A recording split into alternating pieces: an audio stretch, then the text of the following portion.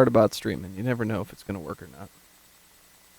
Mom always said life is like a box of streaming.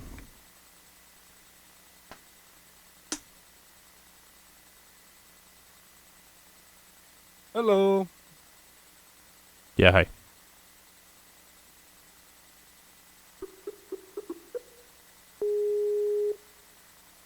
I love that beep, don't you? Yeah, it's the best beep ever. Hey, cool, there cool. it Okay, is. that's better. Cool. You scared me. Oh, that's okay. What's been going on, man? Not a whole lot, man. Like I said, we've been for the band. We kind of got a publicist this time around, and we haven't had one since we were doing the Victory Records thing. Right. But I kind of like to be hands-on myself too, so I'm reaching out to people all the time, like when I find a podcast that I like or a blog or whatever. So it's just been loading me up. Like I was just telling you, Dan, I'm basically like doing 3 or 4 of these a day, but I'm just answering the same question over. Right, yeah. Again. What are your guys' influences? You know, What kind of Like, music do you like? Your band name's after a toilet, right? That's funny. are you guys heavy like Corn? Yeah. And man, it matters who you're talking to. If you're talking to somebody at the office, I'm always like, okay, like, they ask you what type of band you are. I'm like, okay, who have you heard of? Okay, you've heard of Metallica. We're like that, bro. We're a little bit heavier. Right, just a little bit. Yeah. Nirvana? Yeah, just a bit heavier than Nirvana. Right, A bit just heavier than Kelly Clarkson, whatever you got. right. But then like there's this weird guy that's like 67. He works in accounting, and he's all like, "Yeah, I listen to Napalm Death," and you're like, "Okay, well, I know. we might be able to connect a little bit better than you." I had that exact same thing happen actually. Just a few weeks ago, I have a small team of like analytics consultants. Yeah. I know, nerdy as hell for being in a hardcore band, but Yeah, so I you took could tell them me. out to a hockey game, and I'm talking to one of the older guys, and he was asking me, he's like, I heard you're in a band. What do you guys like? And I'm like, oh, we're just heavy metal, punk influenced and everything. Right. He's like, yeah, but like who? And he throws out the first band he throws out is In Flames. I'm like, Okay. okay, we're a little bit like that. And I'm like, we're a little more like chaotic and everything. He's like, oh, like Dillinger Escape Plan. I'm like, exactly. Dude, we're getting better, getting warmer. Yeah. Keep coming. Tell me about like when you just caught the last Dillinger show here in Arizona, and I'm like, wow, man, I would not have expected that at all. Right. Yeah, that's pretty cool. Actually, yeah, I don't really see that much anymore. With like most of the people I talk to, they're just like, yeah, so it's like Slipknot, right? I'm like, well, yeah, kind of, It's crazy how Slipknot has really become like the biggest underground, but now obviously not underground at all, but like extreme metal band for like people of all Right. types of music. Kind of look at them as the pinnacle of heavy music. Right. I mean, in a lot of ways they are, I guess. I mean, it's weird because like when I was younger and in bands and stuff, I really spent a lot of my time trying to be like the genre definer, the elitist, so to speak. I'd hear somebody would say like, oh, you like stuff like Slipknot, right? I'd be like, no, it's not like Slipknot because Slipknot is a commercialized version of nu metal, and it's just like ridiculous. And then I'm like, okay, well, here's our band, and we sound kind of like Underoath, and they're like, under who? Because it was like a little before that, and that was always. That's exactly it. Yeah, I think with Slipknot, it's like they were really cool to like for like a good 5 years, like the first 5 years of the 2000s. Right. And then just like you said, like a lot of elitists and a lot of people just hated them for a good 10 years, and now they've come back to the point where they're like, they're the biggest band out there and like in that style. Right, playing out sold out stadiums and stuff. Yeah. Yeah, I mean, it's kind of weird though because I don't feel like your traditional hardcore show would really work in that setting. I like it. Yeah, not at all. No, I think they're a band that definitely writes for the venues they play at, and I think it takes a marketing team and a team of people to make a band understand what that means. Right, for sure. But anyway, we're gonna get our plugs and stuff out of the way now. We're obviously you're listening to Discography Discussion. It's a podcast that we do a lot, and this is a little different for us. This is actually, I don't know if you knew this, Brandon, but you're actually our first band guest because we're still a relatively new podcast, and so it's been kind of fun just to see where it's gone. And so this week we're actually going to get together and we're going to talk about just stuff that we like. It's not going to be like a regular band interview where we're like, what are your influences? Do you guys have any crazy tour stories? When's the new album coming out? Even though I haven't heard the new album, I'm sure it's great. Like all that stuff. And but we are available to stream on Google Play. We're available to stream on pretty much anywhere you can get podcasts. We're there. We're on iTunes. What was that other one, Joe? TuneIn Radio? We're on TuneIn Radio as well as Stitcher. So if you have an Amazon Echo product, you can say to it, Alexa, play the latest episode of Discography Discussion, and she will play that shit. Dude, people are going to get pissed because every time you say that, if you're listening to it out loud, it's probably going to do that. Maybe I should change it. Yeah, I don't know. I would say computer, but now that's a keyword. Kind of a hard word to pronounce too, so that's gonna be a little rough for them, right? Right? Yeah, I would think so. I mean, it works swimmingly well with us, but we're used to saying it clearly, And for those that can hear what Skype sounds like, this is Brandon from American Standards. What's going on, man? Hey, not much, man. I apologize in advance. I'm your first guest, so I'm probably also gonna be your first letdown. Oh, Hopefully, it doesn't happen often after me. The buck stops here. Right. Oh, come on now. Well, next show, I think we're going to actually have another podcaster on, which will be kind of fun. He'll be like, dude, your guys' setup is dick, But, yeah, so kind of the focus of this show is we're going to do plugs at the end. We are going to talk about American Standards a bit, and we're gonna probably shoehorn all that towards the end, which is all good stuff that you guys definitely need to know if you haven't heard it on the various podcasts that they've been on already. So this week we're kind of just talking about bands that we liked. So I mean, it's kind of the influences question a little bit. I know Joe took a shit ton of notes. Most of my notes are on the albums of yours that are released at this point. Oh wow, that's intense. I had to sit down and listen to it. I mean, when the first person that you see on Twitter that says, "Hey, we should do something," I'm like, okay, now I have to immediately go and listen to everything you've done twice. Right. Once again, I apologize for that. Oh, dude, come on. What I do, this is kind of my plan. I kind of put myself down before other people's can. It works. Right. Well, we're gentlemen, so like if we ever decided to do exact reviews of every single release, we would definitely do it while you weren't there to input for it. Be like, I do appreciate that. Yeah, man, we listened to it, and my God, I am waiting for the first horrible. Either first off, I would like a really horrible review of the new album. Right. I don't know if I want that just to be self-deprecating, or I want a good review, but to go to that page and see that they've also blasted other bands. Right. Instead, what I typically get is this review that compares us to all the greatest bands that we've ever loved growing up. Yeah, all the best bands on the planet. Review they've done, and they kind of compare them to similar bands. Yeah, that's a little annoying. I hate the band comparison anyway because oh, you guys play chaotic, hardcore or metalcore or whatever you want to call it. And it's like, oh, well, so that's like the Chariot, right? And it's like, yeah, I mean, kind of, but other than the fact that we're different human beings and, with different lyrics and different songs and different album titles. And, yeah, it's like, yeah, I mean. We got Josh Scoggin yelling for it, but whatever. Right, yeah, I mean, he's all over it. He shows up at our live shows, Yeah. Yeah, that'd be awesome. I guess if you're Norma Jean, that happens like on the weekly, right? Right. He's like that's got to be really shitty though for them. Like if you like all the fans are out there to see him, and it's one of those things where and I'm gonna preface this by saying I love pretty much everything the Gene has done. Even the newer stuff that's not as chaotic, that's more rocky, all that stuff. But they get in front of a group of people and they start playing, and everybody's like, man, so when are you guys gonna play the Bless the Martyr stuff? Yeah, right. It's like, and that's what they end it with too. They end it with Memphis will be laid to waste pretty much. We've done 4 or 5 shows with them in the last couple of years. We actually did just their 10-year not so long ago, and they ended it every night with that song. Oh wow, that's awesome. Oh man, but yeah, so Norma Jean, they were huge Solid State. So when I'm definitely more of a Solid State than Tooth and Nail guy. So if you want to jump over to Tooth and Nail at some point, you just do it, and I'll just deal. Are we going to have like a Red Rover session where you two square off and are like, Solid State, Tooth and Nail? I don't know about all that. I mean, did you listen to American Standards? I I mean, think we're both on the Solid State side. Absolutely. Most of the stuff I like from Tooth and Nail was stuff that was released. Counterpoint. So if you want to take the counterpoint, right? He's real good at that. I am good at being the dick in the conversation, but I think in this case, I think it's gonna work swimmingly well.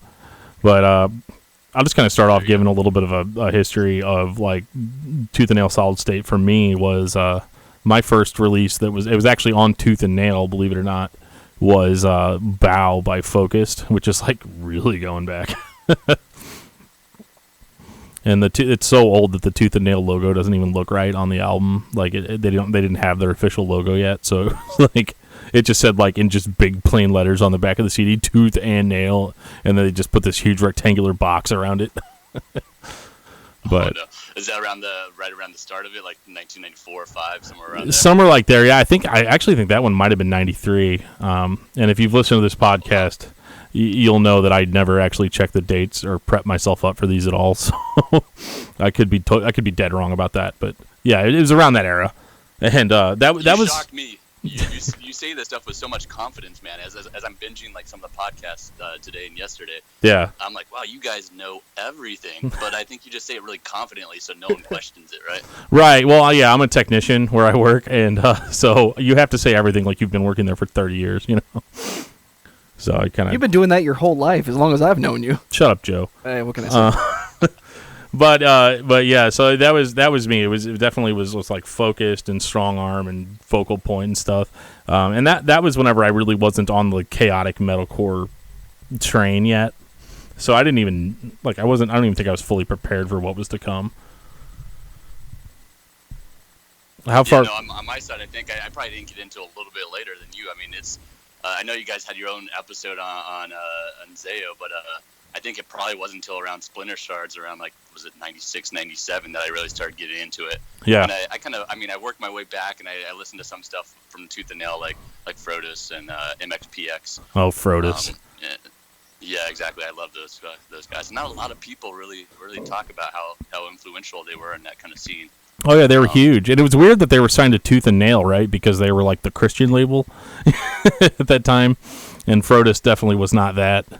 MXPX, I guess I got that a little bit off of, but yeah, like it's kind of funny how that's known as the Christian label, yet was like one of the most had some of the most influential bands in the genre on that label. Yeah, I mean, with Tooth and Nail, they had several gold albums. I think one of them obviously was Underoath, Define a Great Line was one was huge for them, selling over like 500,000 copies. But then MXPX was another one that went gold too. So I don't know that Solid State's ever had anything like that, and it definitely won't in the music environment today now. No, probably not. Solid State sadly isn't what it was, and that is personal opinion. I think whenever they let's say if I started a band tomorrow and put out a couple of EPs and was signed to Solid State, I think it's one of those things where I feel like you do moderately well, but I don't see it on the same level. You can't expect to go in and have the same success as like Underoath or even I think Demon Hunter is like probably the highest selling band on that label right now, and it's not really pushing the genre. Yeah, that's true. I mean, but I will say between the two, because I was just curious, and maybe I'm a little more old school. I don't keep up on new bands, but when I was looking at the current roster for Solid State compared to the current roster for Tooth and Nail, there's not a hell of a lot of stuff on Tooth and Nail that I even know about, to be honest. Yeah, I'm the same way. I mean, I was really into Tooth and Nail probably around the time, I don't know, like 2002 to 2004. So, I mean, at that time they had like all the good bands. They had like Emery, they had Me Without You, yeah, and like those bands like that. Oh yeah, dude, no joke. I was at a Goodwill today and I bought a brand new copy of Now Come Sleep by As Cities Burn, still sealed and everything, for like $1. I was like, hell yeah. Nice. Did you happen to catch the 10-year, the 10-year tour they just had? I did not. I'm sorry, the reunion tour. I'm actually really pathetic when it comes to attending shows. Like Norma Jean was in town on Tuesday and I didn't go because bullshit reasons. You guys are from where is it? Somewhere in St. Louis. Midwest, South. Okay, cool. Yeah, so we're actually going to be coming through St. Louis here on the 24th. We're playing in Kansas City, I believe. Okay. Not St. Louis, Missouri. Yeah, we'll definitely need to meet up or eat a taco or something. Let me write that down. That'd be a lot of fun. Is the Blank Space still out there in St. Louis, in downtown? I believe it is still there, yes. Have not been in a we while. played there a few years ago. I remember, like, the place was really cool, but the show was the weirdest show. We played with, like a 9 Inch Nails style band. That sounds like right, Rob yeah. Zombie style band. Mm-hmm. It was just really weird. It was in some basement of the music venue. Right. Yeah. Yeah, so here's the weird thing about St. Louis is that it is not a very, like, hardcore friendly town. Because we about 10 years ago we tried to make it in St. Louis, and it did not go well. Like we played with bands that were just like, it's like a time capsule. We played with a band, and again, this is years and years and years ago, called Shattermask, and they were probably like the biggest local St. Louis band that existed. And I would say, like, at best, maybe they sounded kind of like Mudvayne, you know, like. Nice. LD50 genre Mudvayne or era Mudvayne? No, not the good stuff. You know, like it was like a rap core kind of thing. It was very 90s. Yeah, so like we walk in, right? We walk in and we're wearing like our tight pants and Underoath shirts or whatever, and actually I think I was wearing an Opeth shirt, you know, just to, you know, see there's more to me than just this or something, but. Yeah, we played at this underground venue called the Red Sea, and I walk in, and we're playing the Shattermask fans. Okay, like nobody's heard of our band. We're nothing to these people, just blank slate. And we get up there and I start screaming, and everything kind of goes a little nuts or whatever. Nobody's doing anything. We're like thrashing out on the stage like Chariot style. And these people are just standing there wearing their, like, Hot Topic pants and all these people are, like, 36, 37 at this point. And they're, like, wearing their Hot Topic pants with, like, big chains coming down. And they got like, neon blue highlights in their hair and stuff. So it's just like, what the hell is happening? I feel like we just walked into, like, 1998. It's surprising how often that still happens, where I'm like, they still make people like this? Right, yeah. I mean, nothing against them, but it surprises me that I'm like, I personally got out of this, 15 years ago, and I guess that's just selfish me thinking that when I stop liking something, everybody else stops liking it. Right, yeah. That is not the case. Yeah, I feel exactly the same way. I mean, it's ridiculous. Yeah, around that time, so like that kind of gives a little point too. I mean, I think a lot of it depends on where you grow up, and growing up listening to like Tooth and Nail and Solid State bands. I mean, it was a very, very, very, very slim pickings on like who was going to check that stuff out with you, and it wasn't so bad with the hardcore stuff like Strong Armed and Focused and stuff. I feel like Slipknot fans and Korn fans and stuff, like they'd listen to it and they'd be like, oh, that's pretty good, like it's not as heavy. Yeah, but then like I bought a record called "Embrace the Eternal" by Embodiment. Oh, okay. I don't know if you've heard that one, but oh my god, it's some heavy stuff. It is some heavy shit. Yeah, like I mean, just ridiculous, Sounds like exactly half of their discography too, because they changed like every album. Yeah, they ended up being like indie rock, I think, towards the end. Which we've all been there. But yeah, so like that Embrace the Eternal was crazy. I had Living Sacrifice Reborn at that point, which was also super heavy, but all that stuff was still, predominantly, metal. I don't think I really started getting into more chaos type stuff until I got Blood and Fire, which was several years after it came out. But Blood and Fire was around like 98, and 98 in general, I feel like, and maybe this is just me, was just a good year for music. That's when I was in like junior high.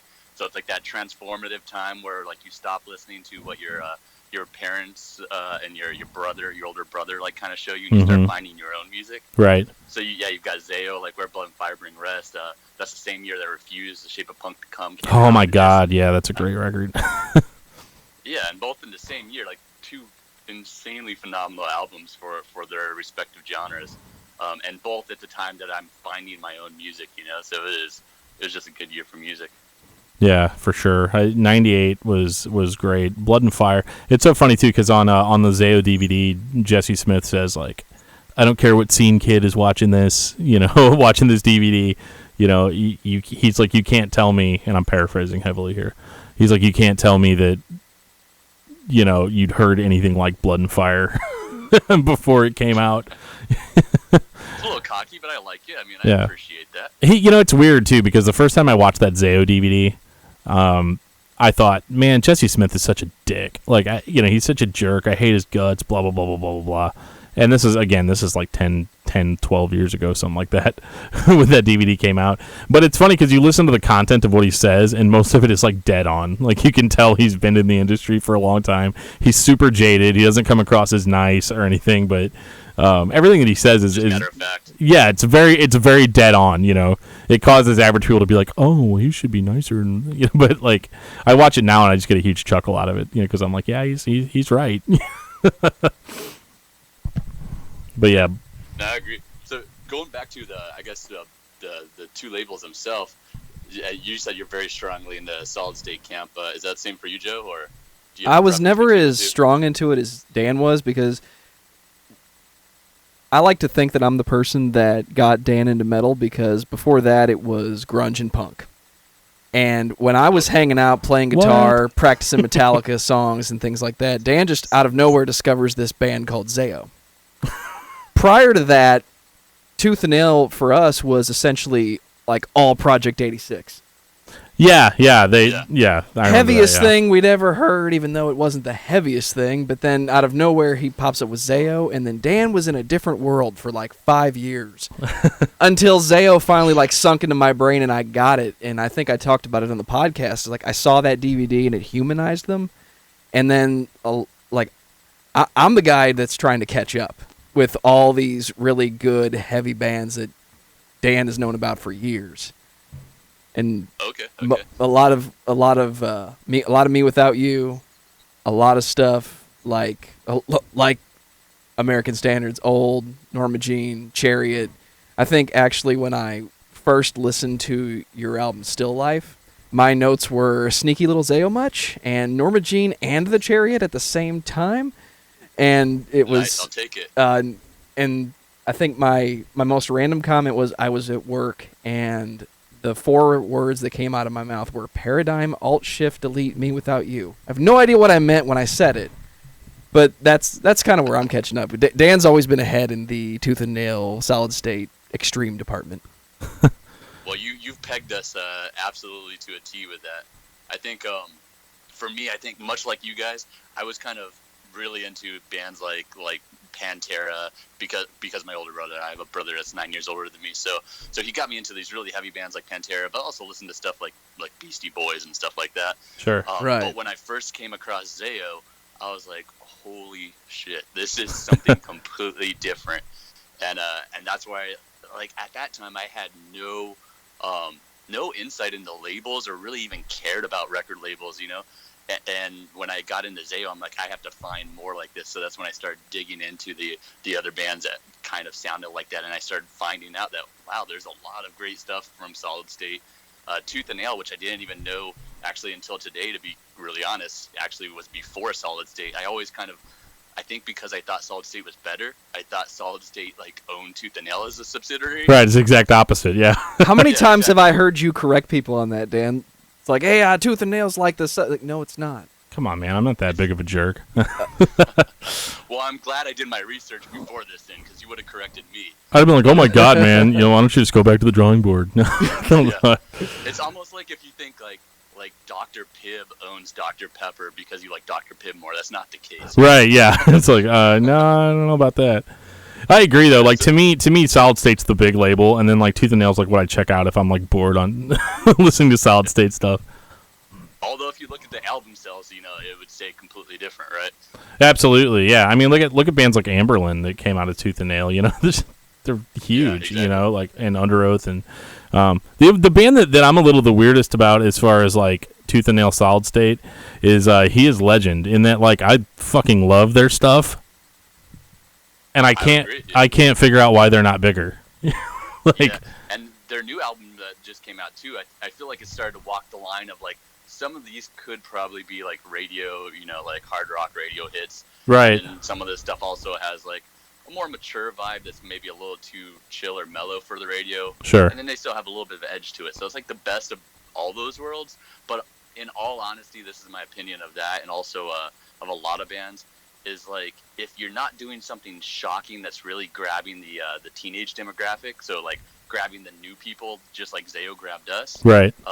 You're not going to grow as a band. You're only going to grow appreciation from the people that have a nostalgia for you. So just like Norma Jean, where people wait for Memphis has been laid to waste, with He Is Legend, people wait for I Am Hollywood to play, you know? Right, that's true. It's weird. My favorite He Is Legend is probably It Hates You, which was like their most rock, sounding album. Honestly, I also think the lyrics creep people out because, like, me and my wife were driving. We were driving down to like an Easter egg hunt or something recently, like within the past few days, and I was listening to. I think I was listening to Suck Out the Poison, and that first song comes on, and my wife's like, "Wow, his lyrics are just like really rapey sounding." Wow. I was like, yeah, I never really picked up on that because I'm not typically afraid of being raped, but anything's possible. But it comes off rapey, and then I listened to a lot of He Is Legend. After that, I've listened to a lot of He Is Legend lately, and I was like, wow, yeah. So he's got that one song where he's like, you can kick and scream if you feel better, but you'll never get away. And then on Attack of the Dungeon Witch, he's like, if you got the magic, then I got the moves. We'll see who wakes up next to who. And it's just like, it's very, she's right. It is kind of rapey. I hope on their new press release for this new album that comes out, or that just came out, they have the quote, Discography Discussion says, it sounds kind of rapey. Sounds a little rapey. It's their rapiest album yet. When are you going to start writing album reviews again? Right. A dash with your name by it, man. A dash with your name by it. Right. Oh, God, I hope not. Oh. Yeah, so, I do, I think Solid State and Tooth and Nail were the two labels that actually made me start taking note of, what label bands were on. And then outside of those, the only labels that, even to this day, done that for me, although I think...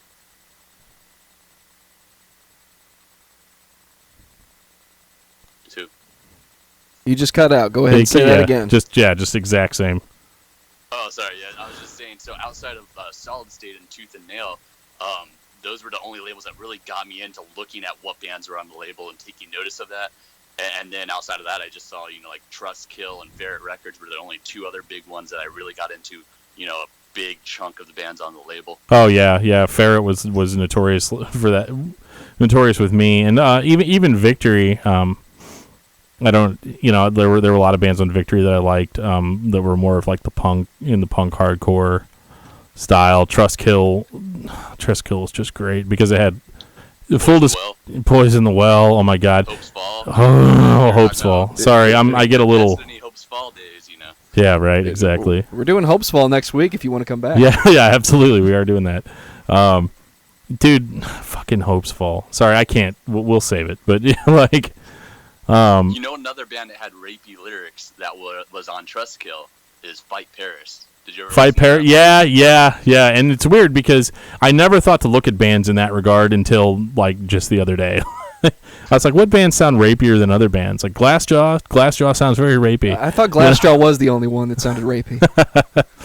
Yeah, a little bit. Well, just on that first album. Essentially had the 80s rock mythos into a hardcore band, right? Right. Yeah, for sure. The only other band I could think of that did that too was what were they called? It'll come to me as soon as we're done doing this podcast. But there's another band that had kind of that 80s rock and roll mentality. God, I really wish I could remember that name. It had the word. More recently, there's this band called Wilson, and they've kind of got that same vibe. Okay, yeah, I haven't heard them yet. They're a little they started Mailing and Sons of Disaster, and then they went just kind of butt rock. Right, butt rock. Good butt rock if they're listening, but it's still butt rock. So let's talk about butt rock for a second. I already got Underoath pulled up. No, that's not what I mean. So about 10 years ago, I started referring to bands that I didn't like as butt rock. And not even, but then over time it developed into, I'm not just talking about bands I don't like, but bands that play a particular style. Even He Is Legend could be accused of being butt rock at times. But it became that Creed, Nickelback, Pearl Jam kind of sound. There are times where I'll even call bands like AC/DC and accept butt rock, But it's really weird because over the years I've started hearing other people use the term, and I've been trying to determine, did I just start saying that, or did I hear it subliminally and start saying it as if it was brand new, you know? I feel like you've probably imparted it onto the world, and we all just took your lead. Maybe, but nugget, Dan. I didn't have a voice, you know, back then. You know, like there was no getting on the internet and doing a podcast back then. All those End of Destiny shows. Exactly. You were the hardcore guy talking between the set. All right, I want to preach to you about butt rock. Right, let's talk about butt rock for 5 seconds. I know it sucks when a band gets up and preaches for 45 minutes, but this is hardcore, baby. Yeah, like. Oh man. So speaking of that, actually, what impact? So the going back to the whole Christian label thing. Now, so I was raised in a very religious, conservative place. We were Pentecostal. We didn't have TV. We didn't have any of that shit. And like, so that was the weird thing about Tooth and Nail Solid State was that with them being the Christian label, it was one of those weird exceptions where like no one cared. Like. Yep. There wasn't the backlash that like the 80s Christian metal bands had, like Stryper and all that, where people are like, oh, well, this is Christian metal. You know, like you go listen to Blood and Fire. It's one of the greatest fucking metalcore records you've ever heard.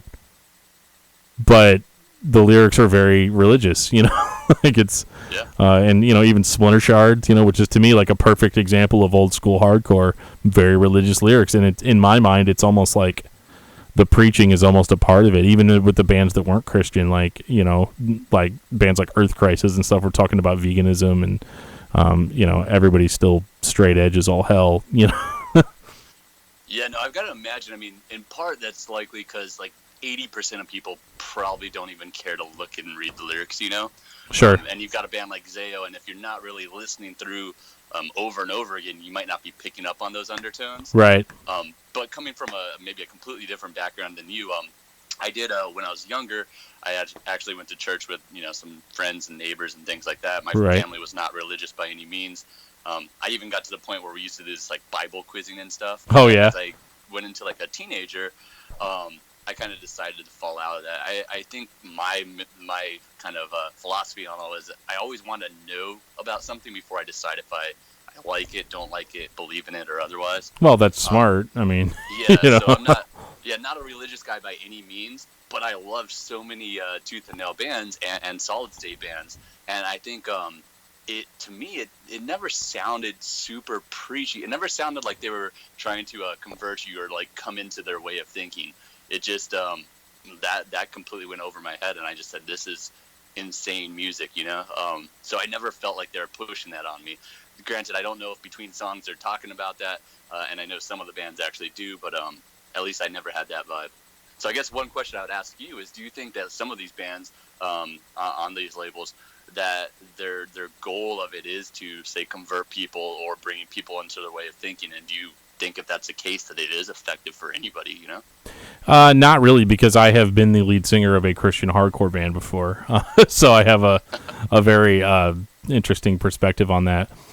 I think when it starts, I think it comes from a very sincere place, and I'm talking the more preachy, the more let's go convert people mindset, which we had that a little bit, and but it wasn't like it came from a very sincere place at first, like we're trying to do something really good for people and something that we think personally is going to improve their lives or whatever. But the problem with that is that that's all good. I don't think anybody has any issue with that statement. But whenever you say we're a Christian band and like you get up there and like, because if you're a Christian hardcore band, the first place you're playing is church. 90% of the time, you're playing with a bunch of local bands. You know, you're playing at a church, so you get up on stage and you're like, "Hey, we're into Destiny and we're doing this for the Lord," and all, you know, and you get all excited about it. And you get all these amens, you get all these hand claps or whatever, and then you go play your second show at a local venue with a bunch of local punk bands, and you start saying all that stuff on stage, and people are like, "It's just like crickets," you know. Nobody's gonna beat your ass over it, but they're not, they're not convinced, and so you start thinking, well, we're being persecuted. We're being persecuted. I seriously hear white people say the word persecuted more than anybody else that I've ever heard.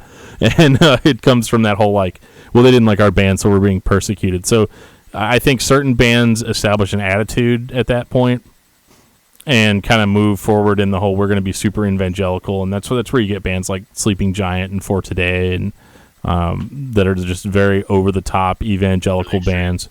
Yeah, and they've got good music, so I still listen to them. But, for me personally, when I was doing it, I kind of reached this idea of, okay, well, we're telling everybody that we're Christians, and automatically that sets us up to actually, when you take that title, you kind of have to take everything that goes with it, right? So suddenly it's a big deal that I say fuck all the time. So, I think we've had a big breakthrough with you, Dan. Mm-hmm. This is in progress. We're making progress here. Yeah, I know. I feel like I'm in a therapy session. But it becomes a big deal. It becomes a big deal that we say curse words, or it becomes a big deal that we drink.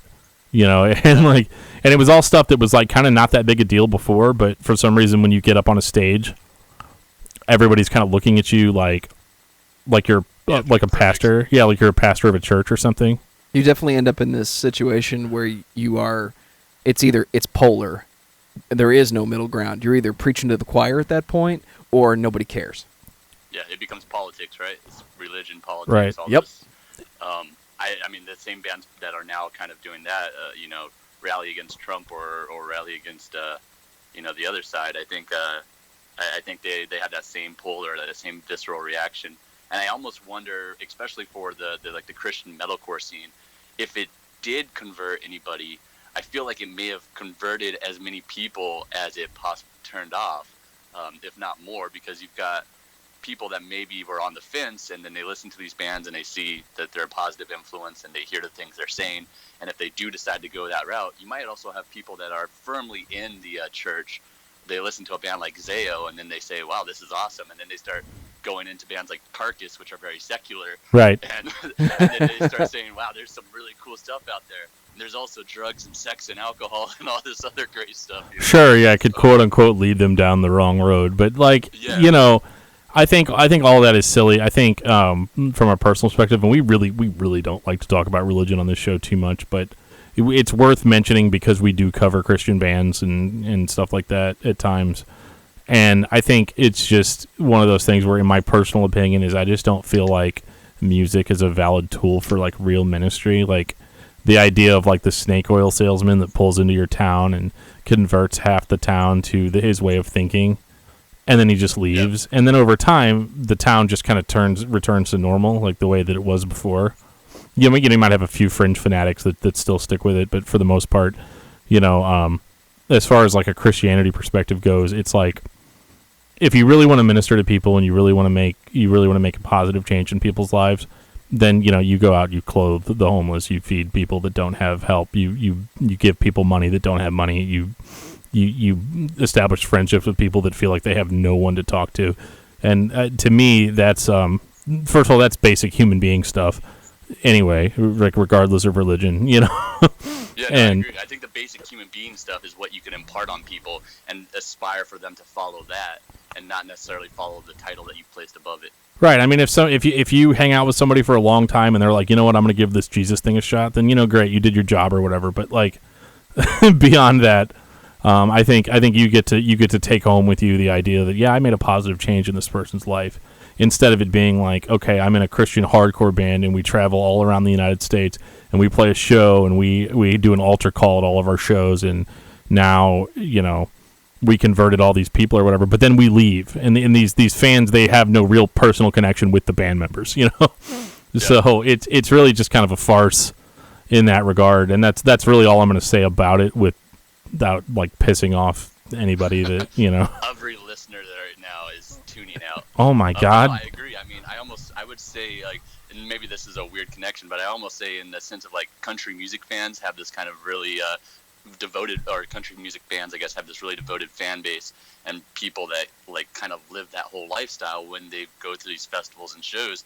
It's this whole thing that like they've already got this built-in crowd, and with the bands that we're doing this back with these Christian metalcore bands, I feel like when they were playing shows that were, like you said, at churches or at like Cornerstone, for example, right. they had a built-in fan base that was supporting them, and a lot of the churches were also, using money to fund these tours. I mean, I know of several bands personally that were touring off the church money. Sure. And I think, just like you said, maybe once they stepped out of that realm, it became a little more polar because, you do an altar call at a predominantly secular metal show, and you're going to have a lot of people that hate it just because of that, even if you're a great band. Right. So I think it really limited a lot of the bands, but the bands that did it well are the bands that did exactly what you said. They showed, they give an example of how you can use music for a positive result, but they didn't necessarily preach it to people, Right. Yeah, and that's, to me, that's the best formula to have, if you want to call it a formula. But and the weird thing about Tooth and Nail Solid State though is that like it really like I never really, like you said, I never really got that vibe off of like most of the bands. It was always a Face Down Records, a totally different story, but Face Down was like if you were too Christian for Solid State, like it's like, well, okay, hold on, we actually want to sell this at Best Buy, like the one band that did do it, and not to linger on the religion thing too long, sure, but the one band that has kind of taken their own spin on this lately is the guys in Emery. So Matt and Toby and them, they started a label which actually I worked for about a year and a half or so, called BC Music. Bad Christian. Yep. Yeah, so I did a lot of their press release and their shopping to like radio and XM and stuff like that. Mm-hmm. And they're awesome guys, but now they've got this podcast where they kind of show like, hey, you can be Christian and you can drink and you can curse and you can have these thoughts, and that's okay, and a lot of people cling to it because they've given this example of that. Sure. And then there's also obviously more traditional people that absolutely hate them because of it. But I think it's interesting to take that approach, Yeah, I mean, my wife's not a fan of the Bad Christian podcast, but I've listened to everyone, usually with her in the car. And did you hear the mailing one they did last week? I haven't been as caught up since we started doing this podcast because it's kind of taken over my life a little bit. But but yeah, I was in tears, man. I almost in tears. I was almost in tears, is what I meant. Yeah. And he was talking about Pokemon Go, and I was still almost in tears. Sure. With his son, for the first time that he was able to see any kind of vision again. Yeah, that's I got nothing but mad respect for Dallas. Like it's one of those like. It was so horrible when I heard about that accident that he was in because he was one of my favorite vocalists. Even in the Underoath days. Like I would tell people. It's funny too because I would tell people that the Dallas Underoath was better, his vocals were better or whatever, which is kind of funny because if you it's probably really mean, but if you pull up a video of the Dallas Underoath playing and then you pull up a video of the new Underoath playing the same song, Spencer's heads and tails above, and as far as in a live setting, at least at that time, right? He has more control. Right. I mean, Dallas really bloomed in Maylene. Like he really found his stride, and So when I heard about that accident, I was like, oh man. And as a selfish music fan, of course, and from a human perspective, I'm like, oh my god, that is so terrible. Here, PayPal, take my money. And then. After that, though, it was like, oh, man, so it's going to be a long time before we get any new mailing.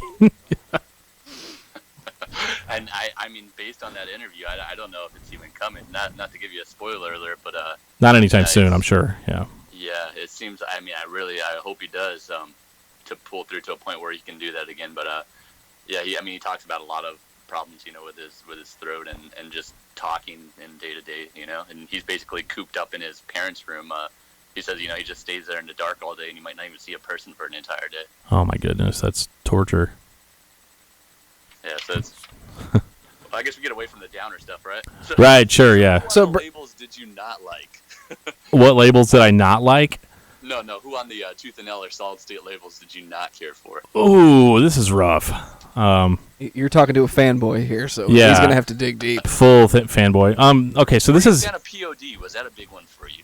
Like way back in the day, like when my idea of heavy, Soundtown, right? yeah, well, yeah, like my idea of heavy was Korn, like, Sure. POD was okay. I never was really like a huge, like, I didn't wear the T-shirts or or get the tribal tattoos or anything like that. But I thought POD was okay, especially on those earlier records. People be talking about Satellite, and Dan's walking around going, "Come on, Brown!"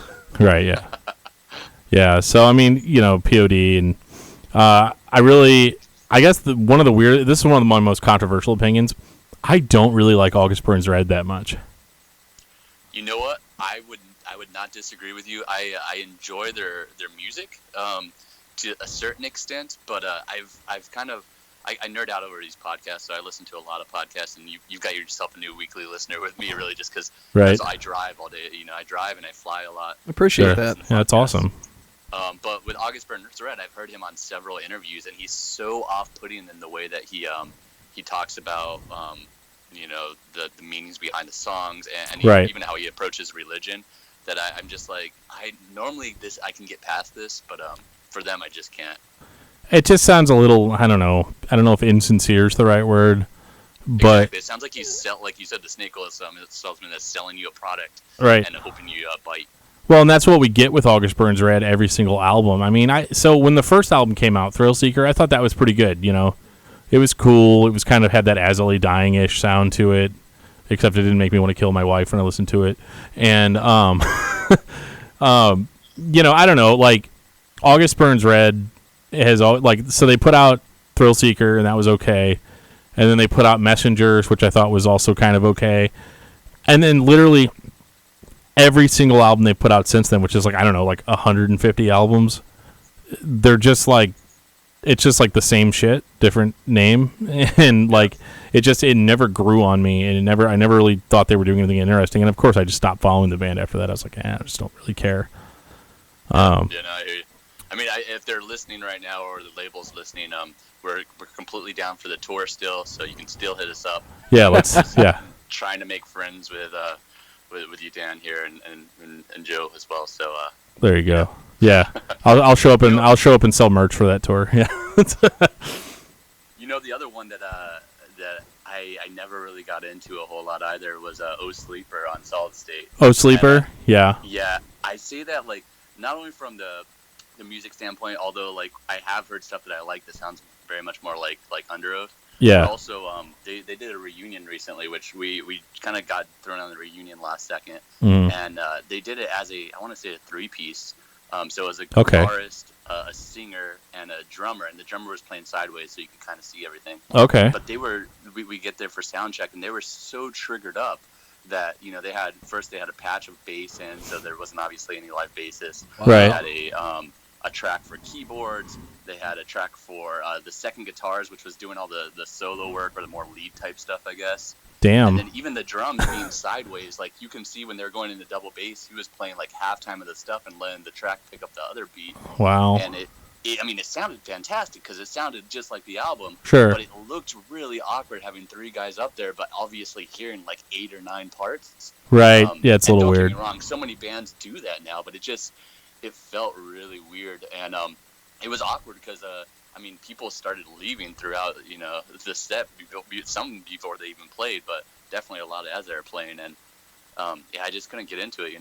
Yeah, I liked their first 2 records. I didn't really listen to the third one or the EP that they put out after that. I mean, I'm sure it's all great or whatever, but like it's one of those things where I was kind of getting out of the whole like sing scream Underoath-y kind of sound. I mean, I liked Underoath still, but I didn't feel like I had to listen to another band that played that sound. Yeah, we're old. We can't listen to that same stuff forever, right? Right, exactly. Are you guys in your 30s maybe, or yeah, I just turned 30. Yeah, you have a pass now to not listen to every band that sounds like 2005 style, Right, exactly. Sadly, there's not a lot of them. Sound like that's come out here recently. Have you listened to Silent Planet? I think. Yeah, I do enjoy their stuff quite a bit actually. Now, they've got that vibe, right? Oh yeah, for sure. I like Silent Planet. I don't have. I only have like their latest record, and to be honest with you, I listen to so many records I couldn't even tell you what it's called. Because like since I've gone in the world, I don't know if you listened to the episode where we talked about digital versus like physical formats, but I really am very disconnected with music that I listen to digitally.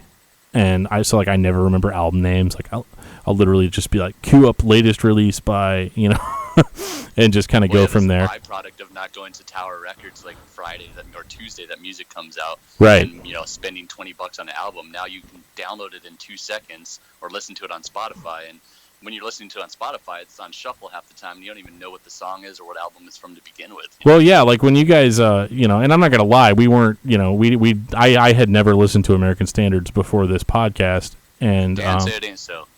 It's so, but what am I gonna do with this guy? Well, the thing is, though. Oh, okay, Joe. But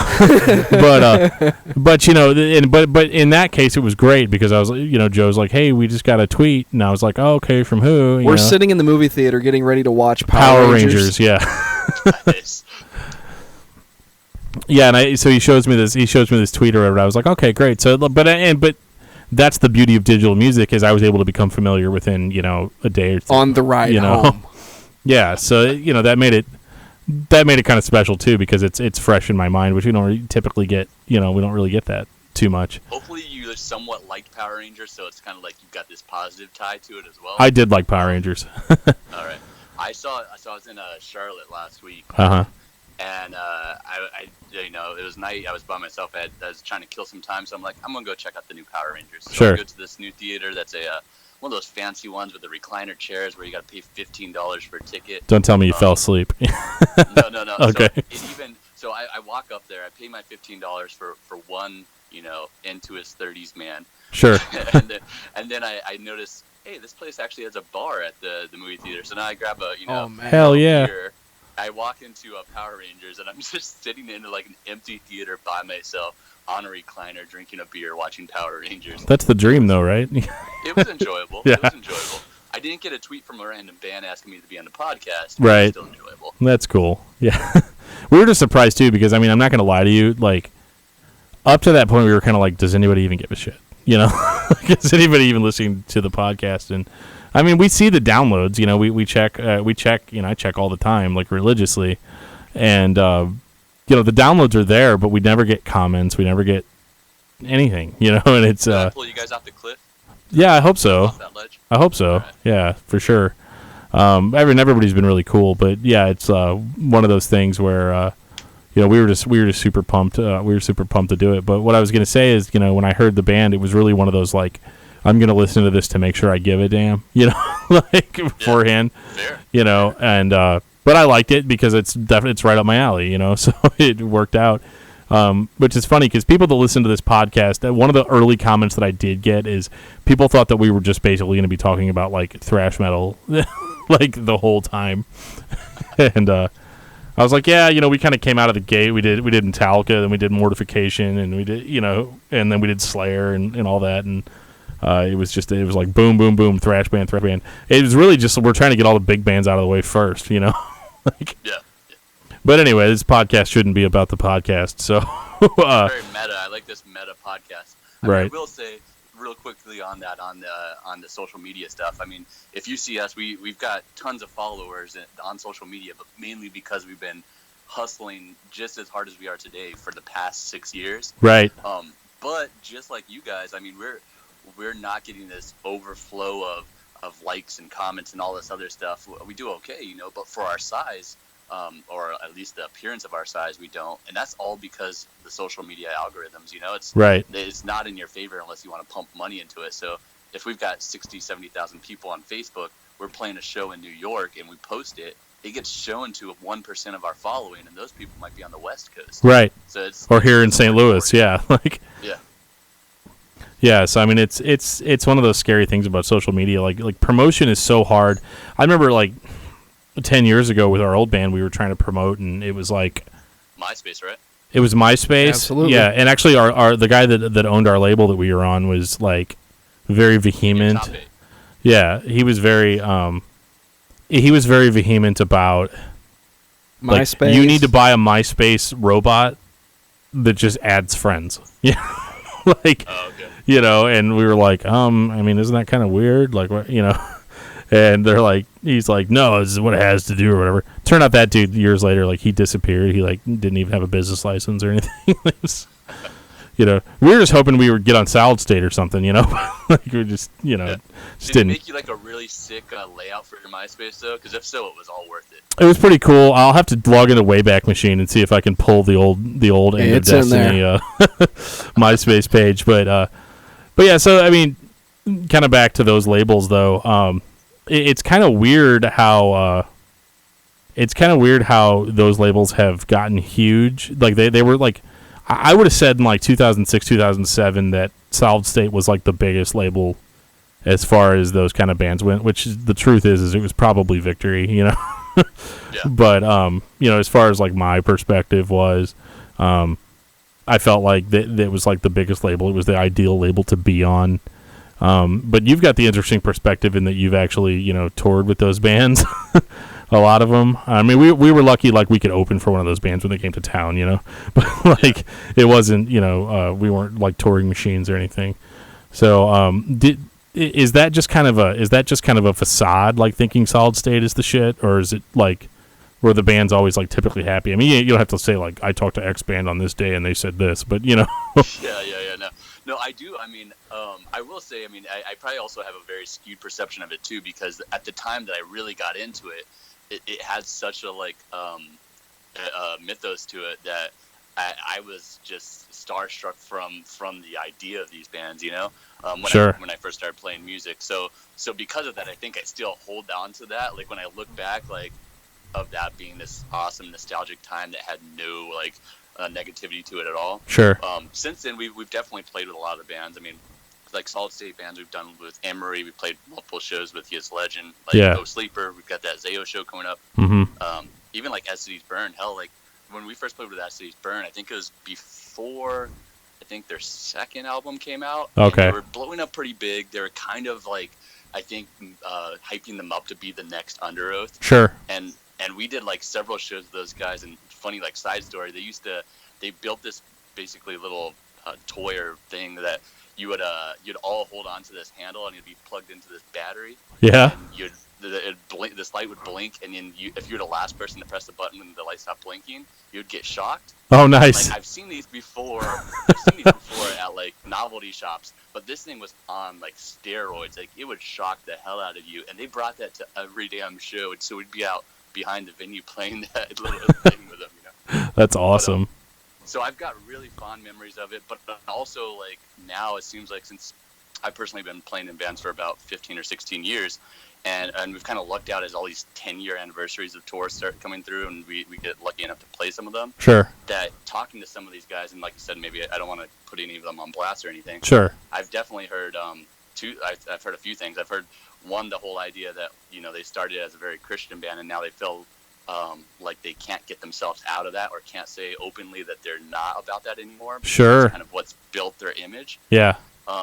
And then more often than not, and this is possibly the most depressing thing that I hear from tons of bands that we play with, is just the idea that it's like, I've been doing this since I was 16.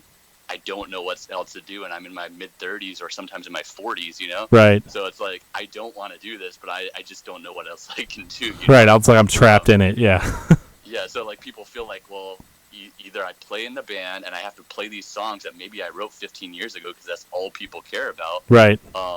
Or I've got to, run a record label or work at a tattoo shop or something like that. Sure, yeah. And that's the depressing part, because you almost always see in a lot of the bands that you've got two or three guys, maybe one or two guys actually, that are still like really behind it and still pushing the band forward. Sure. And the others are kind of trudging along because it's just all they know. Right, and they're just there. I hope that I'm not like falling into that, Sure. I've done it so long that I'm like, shit, I don't know what else I'm going to do. Yeah, since like what, 07 was this band? Yeah, I'm sure there were other bands before. And that's the crux of it. I think Zayo's are kind of the first ones that were kind of like public about, we're moving away from this image, like we don't want to be perceived as this Christian metalcore band anymore. We want to be, I mean, you can't help how you're perceived, but it just being one of those, like, when you hear a Zayo record, they want you to hear where they're at now. Like, and not so much, like, yeah, okay, yeah, like they're going to put out Blood and Fire too, because there's tons of people that listen to Zayo and they're like, I know they say they're not Christian, but I can definitely hear Christianness in it, you know. And like it's like, yeah, I mean, but I guess if you look for anything hard enough, you'll find it, right? But you know, yeah. It just goes so beyond listening to just the music and reading the lyrics and just kind of enjoying it for what it is. Yeah. You know, I think a lot of bands think they've built a foundation on something, and if they pull out that foundation, the whole building's going to come down. Sure. And maybe that's only something that they think, because I think, going back to what I said earlier, I think maybe only 80% of the people actually take their time to find out what a band's about, you know? Sure. Yeah. Yeah, everybody else just kind of like, this is cool. I like it. If it jams, it jams. Yeah. And, yeah, Zayo, obviously, it's so hard not to talk about Zayo because they absolutely are the reason I'm into this music, you know? And they're just a huge inspiration to me. And that's why I was actually pretty jealous. And you're like, yeah, and then we're going to play with Zayo. And I'm like, that's cool. I have no clue that, like, I mean, you've heard us, and yeah, obviously I have huge influence by Zayo. Yeah. But I don't know that we sound anything like Zayo. No. I've just been a fanboy forever, you know? Sure. So I think the way that it came about was completely coincidence. A couple years ago, maybe 2 years ago, we tweeted them, Zayo, and we just said, hey, let's have some beers and do some tour dates sometime. Right. And, it's your guys' style. Yeah. Yeah, exactly. And they tweeted us back like right away, you know, and said, it sounds like a plan. Sure. So when we find out they're coming back on the West Coast for the first time in over 10 years, we tweeted them again, and we put the picture, and I just said something like, where do I redeem this coupon? And they said something like, we're working on it, or something like that. Right. So I think that was one piece of it. Then I think also through kind of like what I did with you guys, where I stumbled across you guys and kind of struck up a conversation. We were on another podcast not too long ago called As the Story Grows with a guy named Travis. And dude, Travis, full disclosure, Travis is going to be on this on the 28th. Oh, that's awesome. Yeah. That's really cool. Travis is a great guy. I don't know if he's already said anything about it on his podcast, but we actually did a cover song with him and two other podcasts as well, called the Shredcast, and then also Talk to Me, or Shoot the Shred, sorry, and Talk to Me. So yeah. All those guys from podcasts, they all just coincidentally played one instrument, like, you know, one plays drums, one plays bass, one plays guitar. And right. Well, I'll do vocals. Let's do a cover song. So we ended up doing a Deftones cover that we're gonna put out here pretty soon. Oh, I gotta hear that. Oh man, I gotta hear that. But, so yeah, Travis, take my money, please. Yeah, right. So Travis and his friend Seth, they are pretty close with Zayo. Right. Travis actually has been doing merch for Zayo on their last few show dates, I think. Yeah. And I think Seth has some hands in something. I don't know if it's distribution or otherwise. Uh-huh. So as soon as I saw that, I'm like, hey, Travis, put in a good word for us if you've got any pull on this. And in a couple hours we got asked to do the show. I'm like, this is insane. Like, you know, I'm the little 16-year-old girl in me is jumping out and like screaming and crying, you know. Right. Well, it's funny thing about Travis too. It's weird how this how small the world really is. You know, in this scene, because our band, End of Destiny, recorded our debut album in Travis's basement. Really? Yeah. I had no clue, man. Yeah. It's not something I think anybody involved is all that proud of, but we did it, man. And we actually, there's a clip on one of our songs where his daughter actually, you know, she was real young at the time and just came in and said something into the microphone, and then that ended up on the record, which is cool. And awesome.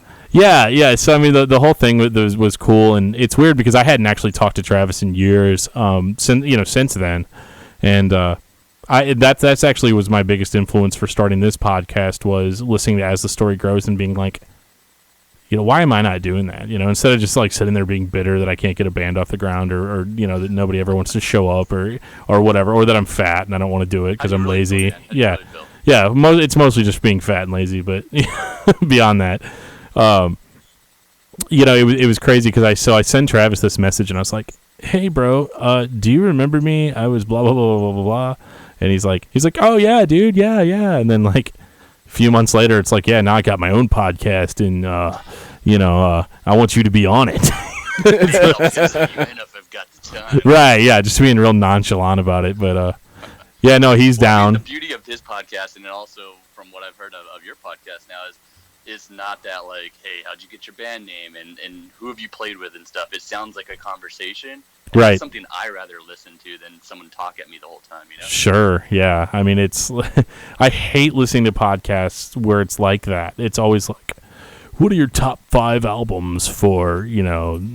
It's just like, dude, nobody cares. And half the time, that shit's not going to even sound anything like what the band sounds like, you know? Like, it's not, you know, it's weird because it's like every band, like, it, you know, if you get Slayer on the show, you ask them what they've been listening to, and they're like, we've been listening to Tina Turner tapes in our car, you know? It's like, yeah. Oh, okay. Cool, next question, you know? Yeah, so, I mean, I guess that's kudos to you and kudos to Travis. And, this segment of the podcast has been brought to you by As the Story Grows. Absolutely. Go check it out. You can send me a check. Yeah. I knew he had something to do with it. Wait, Travis gets paid? All an elaborate ruse. Travis makes money doing this? What? Coming to your house. Right. But yeah. Going back to the labels, I guess, what are there any hidden gems or any bands that you feel like didn't get the appreciation that they should have had from Solid State or from Tooth and Nail? Ooh, that's rough. Because those are a lot of the bands that only had like one album out. Yeah. A lot of the time. There was a band on Solid State that I liked called Your Memorial, which they're not like I have never heard this. Well, they're not like it's not like holy shit, they're great, you know. But like, but I really liked it because a lot of bands when you hear their first album, you're really just kind of prepping yourself up for the second album because you're going to get to hear what they really sound like as songwriters. And so I thought they had a really cool sound. It was metalcore kind of, but it was kind of light and spacey, which, you know, I love Hope's Fall so much that anytime I hear a band that, you know, it sounds like I'm listening to it in the clouds, like ready to launch into space, you know, that's what I like. So I liked Your Memorial. I'm trying to think of some other bands that were around. I mean, I was really big into the Agony scene whenever they hit Solid State. Big time. Talk about bands that are like not Christian that are on Christian labels, you know, and yeah, I was really into the Agony scene, that first album, that debut they put out, and I thought that was really good. I think they kind of forced themselves off the label once they realized what it was all about, you know. Yeah. And but yeah, I really liked them. Beloved, I loved. Back in the day, the band Beloved, they put out one record on Solid State called Failure On, and it was like right at the beginning of my cycle of really loving those bands. And they had kind of like a Poison the Well sound a little bit with more singing. They're really good. Dead Poetic was good for like their first record. And yeah, I agree. Dead Poetic only got me for the first one. Yeah. Another one that had a good first record, which I don't know that a lot of people would agree with me, but I actually like the first Showbread record. Oh, it's my favorite. Yeah, I mean, that Mouth Like a Magazine kind of drew me in. Oh, yeah. And when they had the guy playing the guitar, and he was just insane on stage. Yeah. 9 put out dudes. a documentary, too, a while back that I actually caught on YouTube not too long ago. Yeah, how Showbread ruined my life or something. Yeah. Yeah. Showbread, I've actually enjoyed quite a bit of their discography. There's a few misses in there, but for the most part, I loved that first record because it was just so crazy sounding, and it kind of sounded like The Refused a little bit, and I really Blood Brothers in there with the dual vocals. I thought too, like not as crazy or chaotic, right? But it definitely had a little of that vibe to it. Yeah, and they actually had a record out before that was independently released that I never could get a physical copy of. I waited for the band to get done playing one night, and then, I was that fan and just accosted them on the way out, to put their stuff away. And I was like, I want a copy of this first record. And they're like, oh yeah, that's cool. Yeah, I'll be right back. One of those okay, get in the van, drive. But yeah, I really liked that first record by Showbread. I liked everything they did after that. It was really weird when they did that Anorexia Nervosa record, the dual record. It sounded like 9 Inch Nails. It sounded a lot like the Downward Spiral by 9 Inch Nails. Yeah, I think I maybe listened to it once or twice, through YouTube. Well, it was a little up its own butt as far as sit in a room concept. With a lamp. Read when we tell you. Listen when we tell you. Yeah, it was read these notes that we wrote about the song. It's telling this overarching story, and then every now and again there's a letter that's written in red, so you write that down in a notebook, and I was like, dude, I do not have time for this shit, if I like it, I like it, let's just move on from there, and yeah, Showbread was good. I'm trying to think of some other bands that are around. Emery, obviously not even a one-hit wonder. I mean, everything Emery puts out is solid gold. ask me to be on Bad Christian Podcast. The nicest guys, too. Ridiculously nice. The same way that we kind of contacted you through Twitter, just through a tweet and Zayo. So Twitter is the new way that you're supposed to get stuff done. Is we actually received a message from Emery on Twitter, like in the inbox, which we never even check our Twitter inbox. I didn't even know that was a thing prior to this. Oh, that's a thing. And it was a message from Emery, and we thought it was fake or something. It was just like, hey guys, are you on a record label right now? We kind of want to talk to you. Give us a call. Right. So that's we give cool. them a call that day, thinking, yeah, right, this has got to be like they got hacked or something. Sure. And that day we end up Skyping them, and we're like doing voice calls with the guys in Emery. And oh my God. I started kind of helping them with the label, and they, we played the Emery 10-year with them, and every time they come through, they're just the nicest guys. I cannot say enough good things for them. We actually, the last show we played with them, they invited us back on their tour bus, which what the hell band had a tour bus anymore of that size? Right. Yeah. And we're sitting in their tour bus, and I was always a fan of Emery, but never like a super fan. One of my good friends that came to the show is a super fan, and he, I'm on the tour bus with them. I'm talking to Matt, and the next thing I know is my friend's banging on the window, and he had a couple beers by this time, so he's banging on the window of the bus, and Matt looks over, he's like, does your friend want to come in? I'm like, if you want him in here, I guess. Come in. He might be a little drunk right now. So he comes in, and my friend's name's Matt too. He comes in, he picks up like a guitar off of that they have on one of the seats, and he just starts playing the Emery song on one of their guitars. You went full fanboy. Never go full fanboy. Yeah. You're embarrassing me, man. Right. That's awesome. Guys, man. Hey James, watch me play Enter Sandman. Right, yeah. It's one of those weird things. Well, and actually, on that note, that one of my biggest goals for being on a podcast was like, because I'm this dude that was in a band that went nowhere 10 years ago, but like I want to be on these podcasts, because I'm self-absorbed or whatever. But like, hey, that's why I'm here. Right, that was always one of my goals was to be on the Bad Christian Podcast. But I was always like, I got people are gonna be like, oh, okay, you want to talk to this random dude, which and Emery, everything they do turns to solid gold, so they could probably really sell that. But I'll try to put in a good word and see what happens. I would, I mean, if you don't want to, don't. But oh man, but yeah, so like Emery was great. Oh my God, like Emery really took off for me on their second album. The Question, and it's weird because it was the reason I liked it so much is because it was so opposite of everything I was listening to at that time. Yeah, that's the one we did the 10-year for recently here, in like the last year or two. Wow, that's awesome. Like I would have loved to have seen that live, but yeah, they were actually just in St. Louis recently, and I didn't go because I'm a piece of shit, and I wanted to go, but like. Well, here's the thing, man. I got two kids at home, and it's very hard. Like, it's kind of a struggle sometimes to even come down and do the podcast. Just because my wife, we're pregnant with a third kid, and she's kind of like, there comes a point where your baby starts to eat your brain, and so she's a little bit less understanding than she has been in the past about that kind of stuff. So it's one of those. Apparently, she doesn't listen to the podcast, or you wouldn't be saying this stuff. Oh, she doesn't care. She gets it. And no, she doesn't listen. She told me that last night, actually, before bed. She was like, I support you and whatever you want to do, but I'm not going to listen to it. And I was like, that's cool. But yeah, I mean, Emery made a huge impact on me. Me Without You is actually a band that we have to talk about because, oh my God, like, I had never heard it. The first time I ever heard Me Without You was on a Norma Jean record, Yeah, and waste, right? Yeah, and I think that was most everybody's introduction to the band that wasn't from their like local scene, Exactly. And at that point, did you get into A to B Life? Was it the first album? A to B Life, yeah. And I thought it was great. I remember telling my friend Buddy, he's on the podcast sometimes. I remember telling Buddy like, "Hey, dude, you know that ending part on Memphis Shall Be Laid to Waste where the guy's just like talking and screaming, and he's just like." It sounds all random, but it like all fits together perfectly, And he's like, yeah, and I was like, yeah, that dude has his own band, and it sounds like that all the time. I believe the presentation was it's the Beatles with the guy from Memphis Shall Be Laid to Waste on it. Right, yeah, it was like kind of this cool indie, which is really weird because I recently got the pleasure of listening to their demo called "I Never Said I Was Brave," and that's like almost Worthy? yeah, it's like basically like straight hardcore. Yeah, it's a little more like punkish and Yeah. hardcore, Yeah. You know what I always thought about A to B Life? I always thought A to B Life, I didn't compare to Beatles, or even now where you'd say they might be a little Bob Dylan style. Yeah.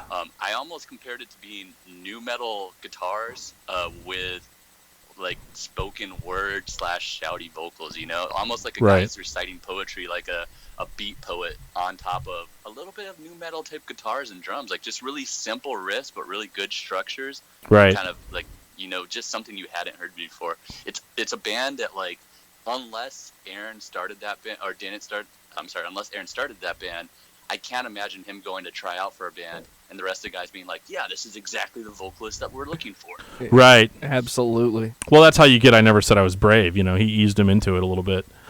Yeah. You know, because at first they're playing these like super heavy riffs or whatever, and he's just like shouting over it, and in kind of a random manner, you know. And then you get to A to B Life, and it's like totally like indie rock refined, you know, over the top of it. And I loved that record. But the thing I liked about "Me Without You" is kind of, it almost seems like over the course of their records, there's been a little bit of like personal enlightenment for Aaron. Like he was like angry, just like we all were, you know, the first time we heard A to B, you know. Angry and angsty and all that stuff, and then you get to like "Catch for Us the Foxes," and it's like more, it's like still like he talks about a lot of like deep personal things in that, but like I don't know, it's it seems more enlightened. And you get to "Brother Sister," and it's like yeah, everything's okay, we're all gonna get together and have potlucks and eat and be hippies, you know. And then like you get to and they just go blast completely out into space after that, you know. Like and I've loved everything. It was a natural progression, and I think that it aged with the people that came into it, right? Oh yeah, for sure. So yeah, as you're in your 30s now, it's like, okay, this is music that is still something that like I don't feel ashamed to show people at work. Yeah. Or I don't think they're gonna drop their jaw when they hear it. Right. Yeah.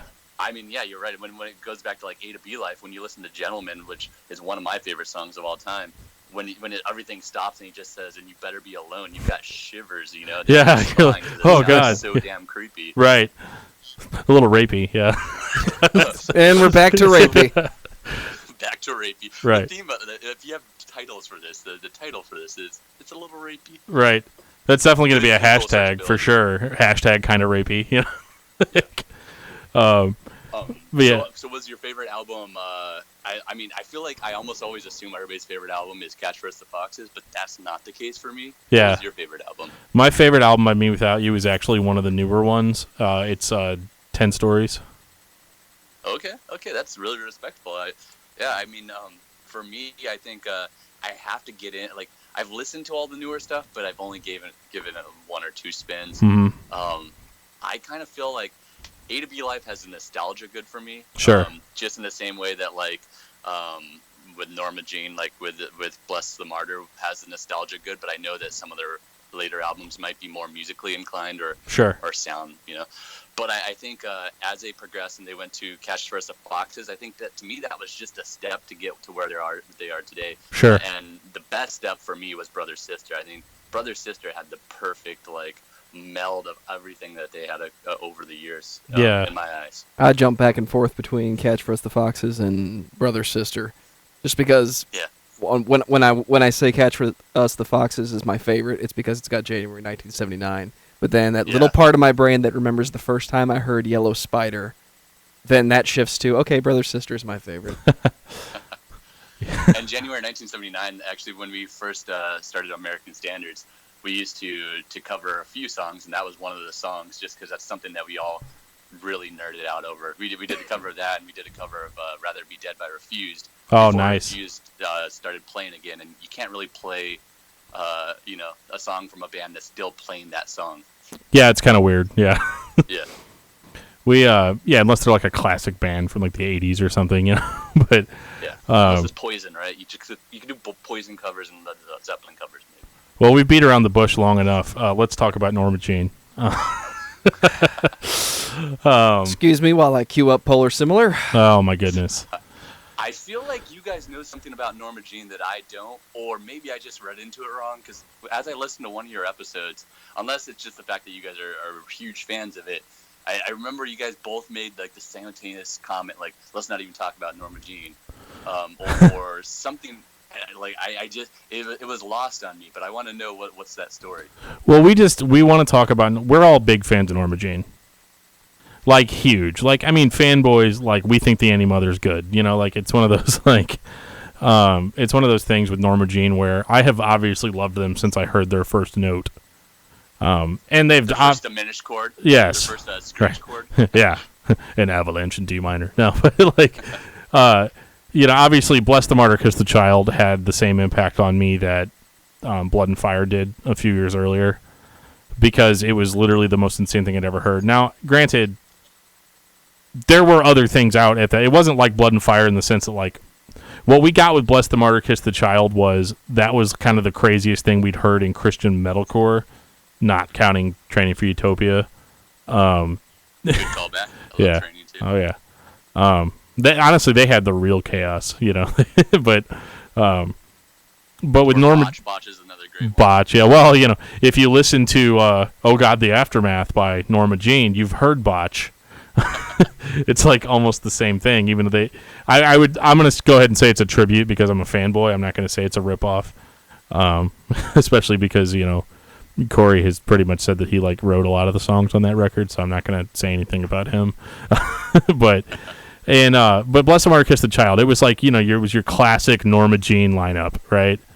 Josh Scoggin, Scoggin, I don't really know how it goes, but he obviously was such a great singer on that record. I mean, you'd had Throwing Myself by Ludacris before that, but this was like a whole different beast.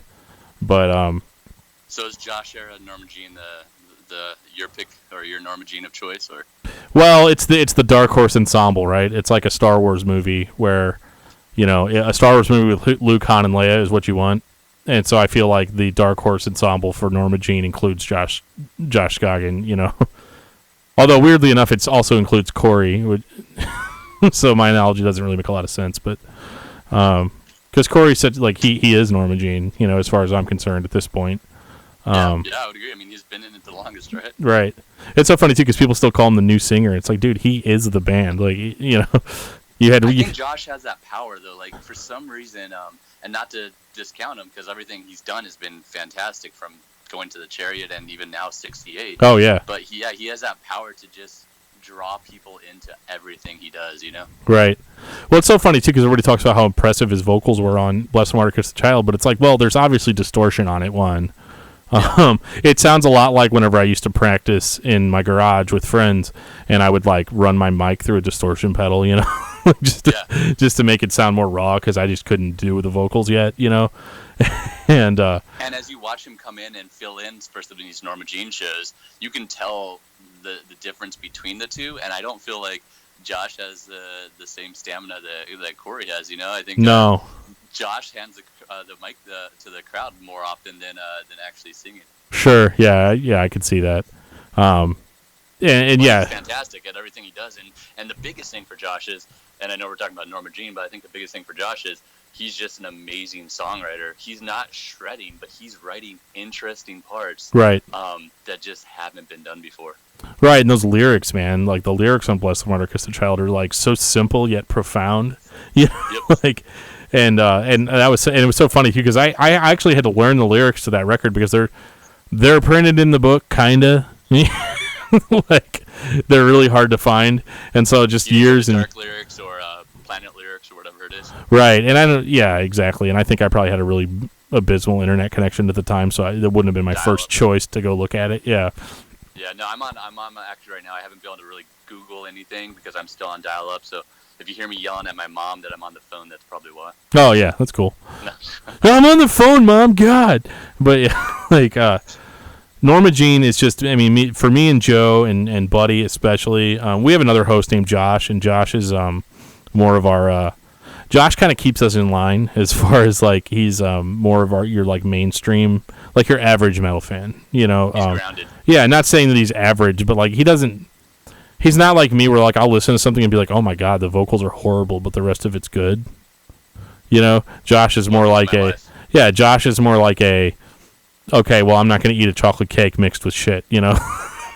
So, But as far as like me and Joe and Buddy go, we're really, really into stuff like Norma Jean and Hope's Fall and stuff like that. And so Norma Jean, the reason we said let's not talk about Norma Jean is we have this grand idea in our head that we're going to have some huge, some huge episode on Norma Jean. We're going to get Corey to be on it, like all this. Man, it might work. That's happening, right? The tweet I've done has been effective to this point. Right. So anytime I need something done, I tweet you, and then you retweet our tweet. Yeah. There you go. You're like, no, you can't dilute it. It'll be 50% effective. Yeah. But yeah, so that's why we're like, we're not going to talk about that right now because we're like, I don't know, it's almost like we're trying to keep the Norma Jean episode a secret.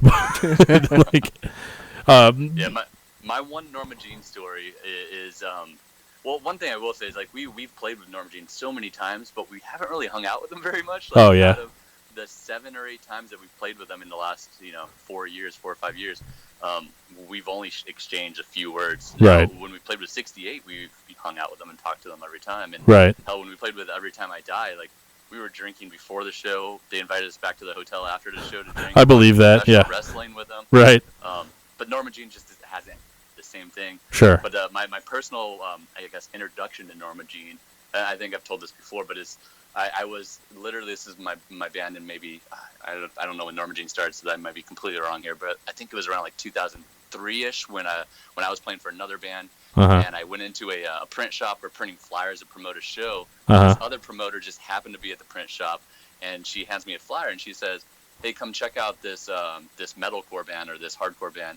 And I'm like hardcore, and I'm thinking hardcore like Black Flag and like right, yeah, that type of stuff. And she's like, "No, this is what we're or they're calling hardcore now." Right. And it was Norma Jean, and it might have been a few years before that, but then sure. That's when I kind of actually got into it, around that Bless the Martyr time. Mm-hmm. That's awesome. Yeah, we were kind of the same way. It's me and Buddy were driving because Buddy actually would drive me to school. He would drive me to school every morning. We would listen to music, and I'd picked up a copy of Bless the Martyr, Kiss the Child, and I put it in. And at that time, I guess I was probably the first one on board with extreme music, and then my friends kind of followed suit afterwards. After just probably Stockholm syndrome. We definitely had sympathy for him. Yeah, so I pop in Bless the Martyr, Kiss the Child, and I remember Buddy's just like, this is just the most ridiculous thing I've ever heard in my life. He's like, I can't even tell what's going on, because to the untrained ear, it just sounds like pure chaos. And it's weird now because when I listen to Bless the Martyr, Kiss the Child, it almost sounds like a melodic record, like, because your it's perception has changed. Right. Well, it's just so ingrained, Yeah, I felt the same way about the Chariot. The first time I had given the Chariot some listens before American Standards, but I was never super impressed by the first thing that I listened to, which I think was the Unsung album. I just thought, this is, it's a little rough. Like the recording's obviously not good, but it's purposefully not good.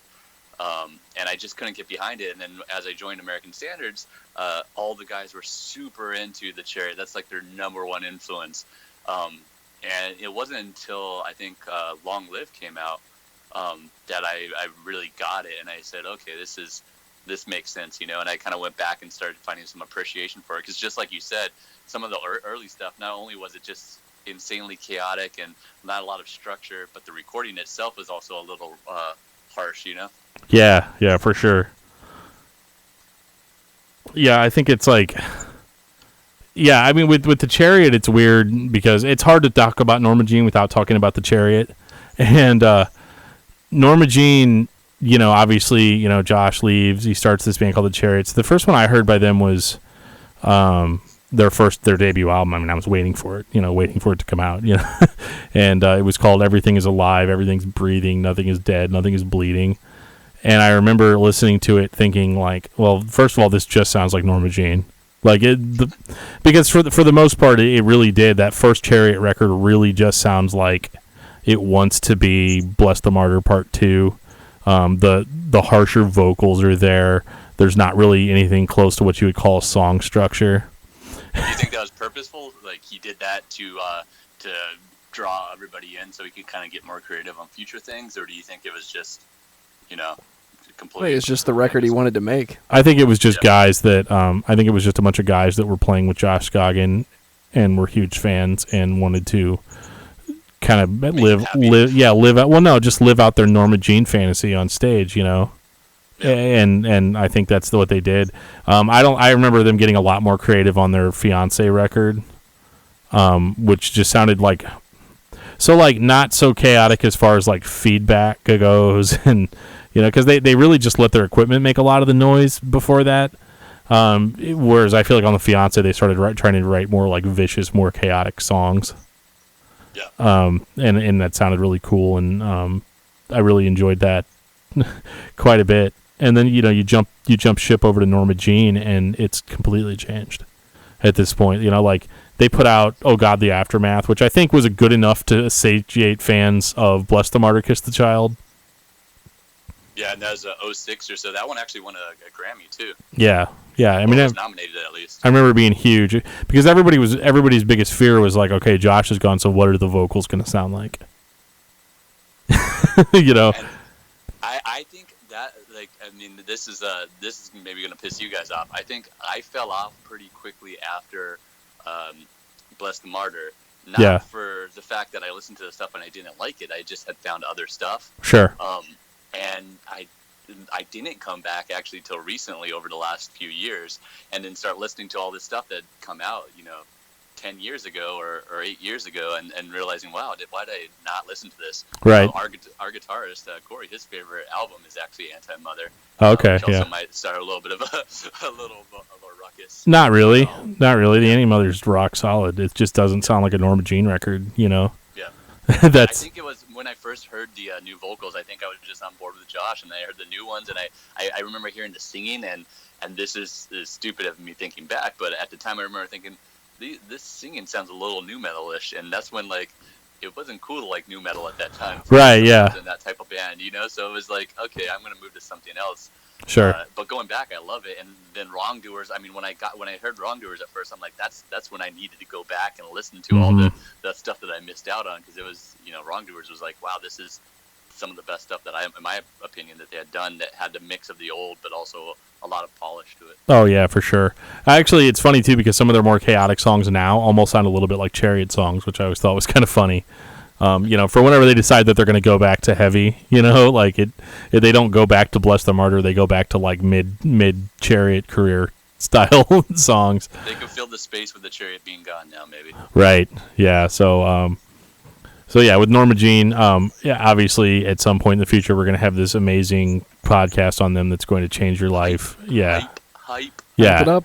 Yeah, like literally Norma Jean's going to show up and play, in your basement, like right in front of you after you listen to that podcast. Don't tease me. So, but yeah, so there's only a couple more bands I'm going to cover, just because we've been at this for like an hour and a half now, but people stopped listening a long time ago. Oh, I'm sure. Yeah, you can say anything at this point. Yeah, too long, didn't listen. Yeah. But we should do what Travis does and break it up into two. Yeah. But no, what I think is funny is so when listening to American Standards, this could be completely unintentional, but I got kind of a latter day Spitfire kind of vibe. I don't know if actually I don't even listen to that, so that's completely unintentional. Oh, okay, cool. Well, you should listen to that because it's great. Now I feel embarrassed. Like I feel like I'm not cool anymore. I've lost all the respect here. Oh no, you're cool. Don't worry about it. It's fine. Did you ever listen to any Spitfire? All the time, though. I do get the whole like when we play shows now, especially being in my 30s and playing for sometimes people that are literally half my age. Yeah. People will say, like, I remember when Touche Amore was first starting to get big. People would talk to me about Touche Amore at shows, and I'm like, I have no clue who these guys are. And then we play with them, and there's 400 kids piling on top of each other to sing the words. And you're like, what the hell have we done wrong? Yeah. Yeah, that's when I feel really, really old sometimes playing this kind of music, Yeah. So Spitfire, the band name Spitfire, I have to check that out. Yeah, well, okay, so they would definitely be a hidden gem on Solid State. They started on Solid State, and they put out a very chaotic metalcore record called The Dead Next Door, which is an album that's much better than the movie that it's named after. And that record just annihilates. The only issue I have with it is that it despite being very chaotic, the vocals are very low in the mix. and a little indistinguishable, which isn't like a bad thing, but it's not great. I feel like I'm the opposite on American standards. They turn me so high up all the time, and I'm always begging to be lower in the mix. Yeah. But I'm always so high and so dry, where I listen to, like, growing up, listen to hardcore and a lot of hardcore punk, where sometimes you can't even distinguish what's going on with the vocals. Right. No, I mean, I appreciated the vocals being more clear, though, because, like, when it's that kind of band, it's, like, really, I want to kind of hear what's being said, because I want to hope that the lyrics are just as crazy as the music, you know? Yeah. And so, you know, A+. That's why I appreciated Yeah. bands like Me Without You, is because it really put the lyrics at the forefront. Like, if anything, my lyric writing is influenced greatly by bands like Me Without You, and surprisingly, people like Tom Waits, Tom Waits, yeah. yeah, they're so inventive and kind of like, I don't know, they just take on this whole new beast, and that's what I like to do, you know? I want to challenge myself to do that. Well, definitely check out Spitfire's later albums. Now, did you ever hear of a band called Scarlet? Oh yeah. Cult classic? Cult classic is that album name or? Cult classic is the name of Spitfire, or not Spitfire, Scarlet's first record. Okay, I'm guilty of not knowing the album name, to be honest. That's fine. What I'm getting at here is that basically the vocalist from Scarlet left the band and joined Spitfire. And they put out 2 records that were just, in my opinion, very almost perfect in that style. I think you'd dig it. You know, if you like your own band, I think you'll dig it. And I hate that stuff. It sounds horrible. I hate our stuff. I just do this for the paycheck. Yeah, but yeah. Right. I'm doing this for the $12 we get off Spotify. Hell yes. Well, I listen to you guys on Spotify, and then I listen to you on Google Play. So I appreciate it. That paid for me to go to Power Rangers. there you go. I like it. So is that viable? I'll throwback. I'm sorry. I'm so sorry that I'm like changing the subject so much, but like, is that viable? Like Spotify and Google Play and all that? Like, does it? No. Okay. I would imagine. Don't you have to have like Not more at than all. 1 million downloads Yeah, or something? Like 4 guys. yeah. It's not at all viable from that standpoint. Like, we, not even being sarcastic, will get a check from our things that are streaming media Right. for $20 or $30 a month. Oh wow. So, and that, you know, that's, if you're getting, you know, 20, 30,000 plays, you're getting a fraction of a penny, you know? Right. So, yeah. It's nothing. So it's nothing. Where now iTunes and Amazon is a little bit better, but not much. It's still, you know, maybe $1 or so for every time that someone downloads a $10 album. Right. Wow. But where we get the majority of our money is when people purchase stuff off our Bandcamp. Okay. Bandcamp's great for us, and then merch really. So when we're playing shows, on top of our guarantee, we've got these T-shirts and buttons and stickers and everything else, and that's really where the money comes from. That's what supports us to record. You know, we've spent about $6,000 on this new album so far, which is very small by the standards of any large band, but also very expensive for a band that's decided to do it independently. Yeah, I hear you, man. Our debut album cost $500. Yeah. See, I mean, and that's, thanks, Travis. That's almost like you can do that now because, especially with how home studios are, you can really do that. With this new one, we decided to spend more money than we've ever spent on an album. We went to Los Angeles to record at this place called King Size Sound Labs. Oh, nice. They did like Bad Religion. They did the Mars Volta. They did the Last Let Live album. They've done like Andrew WK. Oh, cool. So just like a big mix of stuff, you know. Yeah. It became really expensive not only from renting out the studio, which was a fantastic studio, but also driving to and from Los Angeles, because we can't stay in Los Angeles for the couple of months it takes to record. Right. So we're driving back and forth, so we still keep our day jobs, because like I said, the Spotify paycheck is not paying the bills. I hear you, man. I think if we're on the road, if we're a little bit younger, and I used to do this when I was younger. If we're on the road nonstop, we'd be able to make a living off of it. Sure. But since we're not doing that, you know, we're going out on tour every couple months, and then playing like weekends and things like that. Right. It's the only way that we survive through it is by selling things like T-shirts. I gotcha. That's cool. So we not to need take away any of the allure of being in a band. I mean, no, kids. yeah, no, it's great though. Dude, there's no better feeling than being in a band and playing live shows, even if nobody's there. You know, like it's just. There's just something about getting up and doing it that, for whatever reason, is sustaining, and it's kind of a bait and switch because you're basically giving up everything for it. But you know, Yeah. You know, it's honestly the best thing about being in a band is, for me, is it gives you these experiences that you wouldn't have else any other way. You know, right? Like I wouldn't be, visiting. For example, on the show when we're coming through Kansas City, I wouldn't be going to Kansas City and roaming around downtown and finding different restaurants and bars and things to kill the day. Right. If it wasn't in a band, Right, for sure. It's taken us all around the states. 95% of the people I talk to on a regular basis are people I know just because I've been playing music for so long. Gotcha. That's awesome. We're so when you guys are coming, you said you're coming like the 24th. Yep, the 24th we're playing in Kansas City at this place called Bubba Spins. Okay. Which I don't know anything about this place, but I do hear they do some really cool DIY shows there. Okay. And we like to, when we can, if it's a place that's not it's DIY, but it's not going to get shut down the second we get to the venue or start playing. Right. We like to do those shows because we'd rather be in a room that fits, 100 people and have 100 people in the room. Right. Be in a place that fits 800 people and have 100 people in the room. Sure. Yeah. Just kind of, it's a boner killer. Yeah. Yeah. But yeah. So I think I'm probably gonna call it at this mark, just because I'm tired and lazy. But we had definitely eat dinner here too. It's late for you guys, right? You guys are we're 2 hours ahead of Arizona. Yeah. So yeah, it's about almost 9 here. You're 30. You need to turn in. It's 9 p.m.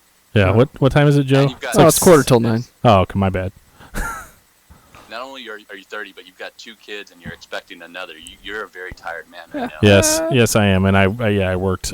Wait, I think when I don't learn your lesson the first 2 times. That's kind of weird. Yeah. I feel like we broke through it with a few things tonight. Right. Yeah. We'll get together and do a counseling session really soon. But this is the point in the show where we are going to let you plug away. Well, fair enough. I don't have a whole lot to plug other than the new album American Standards is releasing. It's called Anti-Melody. Oh, yeah. It comes out actually April 28th, where we're doing a show in Phoenix, Arizona at the Rebel Lounge to release it.